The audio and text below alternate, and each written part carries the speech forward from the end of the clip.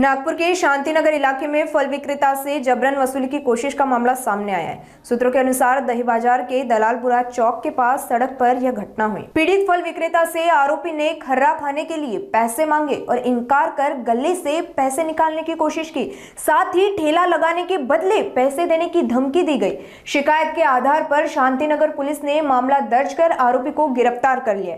फिलहाल पुलिस आगे की जाँच कर रही है। ठाणे शांतिनगर येथे काल अपराध क्रमांक 298/25 कलम 308(3), 309(5) BNS अन्वये फिर्यादी नामे मोहम्मद जमील मोहम्मद जाकीर भागवान राहणार इतवारी दही बाजार पोलीस ठाणे शांतिनगर यांनी पोलीस ठाणे येथे येऊन रिपोर्ट दिली की त्यांचा जो भाजीपाल्याचा ठेला ते दलालपुरा चौकात लावतात तेव्हा दुपारी 2 वाजता दरम्यान यातील आरोपी नामे मोहम्मद उस्मान मोहम्मद साबिर शेख राहणार सुभानिया हायस्कूल जवळ दही बाजार पोलीस ठाणे शांतिनगर हा तिथे भाजीपाल्या ठेल्यावर आला व त्याने खर्रा खाण्यासाठी यातील फिर्यादीस पैसे मागितले असता फिर्यादीने नकार दिला।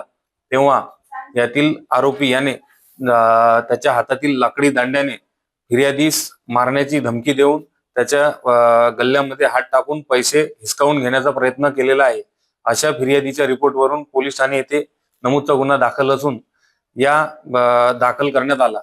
नमूद गुन्हा दाखल करण्याच्या अंती आम्ही माननीय पोलीस उपायुक्त परिमंडळ क्रमांक 3 राहुल मदने सर, पोलीस आयुक्त सहाय्यक पोलीस आयुक्त लकडगंज विभाग श्री शिवप्रसाद पारवे सर तसेच वरिष्ठ पोलीस निरीक्षक माननीय गजानन तामटे सर यांच्या मार्गदर्शनात पोलीस तपास पथक पोपनी कुलदीप गडम तसेच इतर स्टाफच्या मदतीने यातील आरोपी यास शोध घेऊन पोलीस ठाणे येथे हजर आणून अटक करण्यात आलेली आहे।